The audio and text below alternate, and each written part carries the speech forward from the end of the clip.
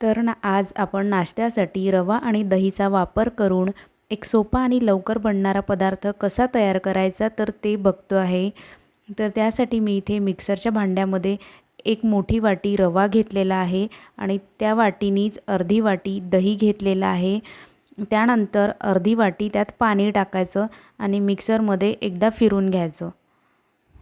मिक्सरला फिरवणं का बरं गरजेचं आहे तर ते व्यवस्थित मिक्स होईल आणि फाईन अशी पेस्ट तयार होईल।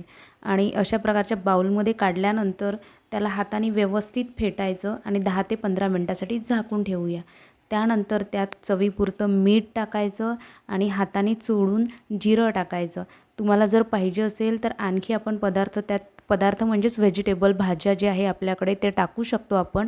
पण मला अगदी प्लेन असा नाश्ता बनवायचा होता म्हणून मी इथे काहीच वापरलं नाही आहे, फक्त जिरा आणि मीठ टाकलं। त्यानंतर अगदी वेळेवर बनवायच्या वेळेवर त्यात सोडा किंवा इनो टाकायचा। मी भजे सोडा टाकला होता आणि त्यानंतर त्यावर थोडंसं पाणी टाकायचं। आणि ही स्टेज आहे जी खूप महत्त्वाची आहे, ती म्हणजे एकदा सोडा टाकल्यानंतर त्या मिश्रणाला व्यवस्थित फेटणं आणि आपण ज्या भांड्यात बनवणार आहोत त्या भांड्याला हाताने तेल लावून घ्यायचं व्यवस्थित सगळीकडे आणि आपलं जे बॅटर तयार केलेलं आहे ते त्यावर टाकून घ्यायचं। आणि मी आधीच इथे गॅसवर कढई ठेवली होती, पाणी टाकून ठेवली होती, पाण्याला उकळी आलेली आहे। तर असा कोणताही पदार्थ जर आपल्याला वाफेवर शिजवायचा असेल तर पाण्याला उकळी आल्यानंतरच ते त्यावर ठेवायचं, उकळी यायच्या आधी ठेवायचं नाही। तर पाण्याला उकळी आली होती, त्यानंतर मी ताट त्याच्यात कढईमध्ये ठेवून घेतलं आणि वरतून झाकण ठेवलं आहे। त्यानंतर आता चला मग आपण तोपर्यंत नाश्त्यासोबत लागणारी चटणी बनवून घेऊया।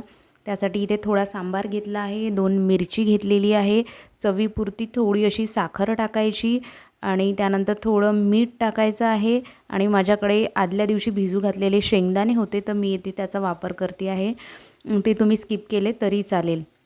त्यानंतर मला आंबट अशी चटणी बनवायची होती म्हणून मी इथे 2 चम्मच दही घेतलेलं आहे। तुम्हाला जर दही वापरायचं नसेल तर ते सुद्धा तुम्ही स्किप करू शकता। आणि कन्सिस्टन्सी मेंटेन करण्यासाठी थोडंसं पाणी ॲड करायचं आणि ही चटणीसुद्धा मिक्सरमध्ये फिरवून घ्यायची।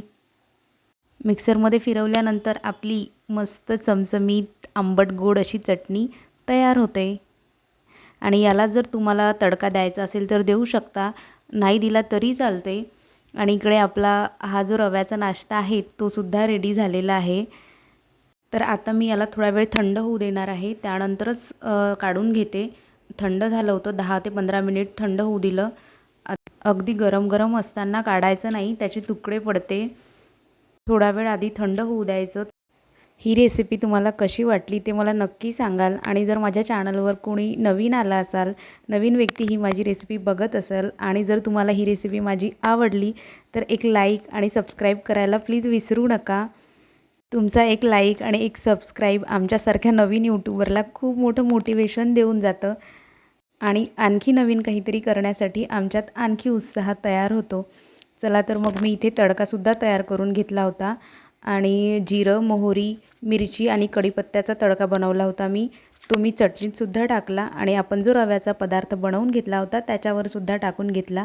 तर अशा प्रकारे माझा सोपा आणि अगदी लवकर बनणारा रवा आणि दहीचा पौष्टिक, हेल्दी, टेस्टी असा नाश्ता रेडी आहे। तर तुम्हीसुद्धा नक्की ट्राय करा आणि तुम्हाला कसा वाटला, कसा बनला हे मला नक्की कळवा। तर भेटूया नेक्स्ट व्हिडिओमध्ये। Bye bye.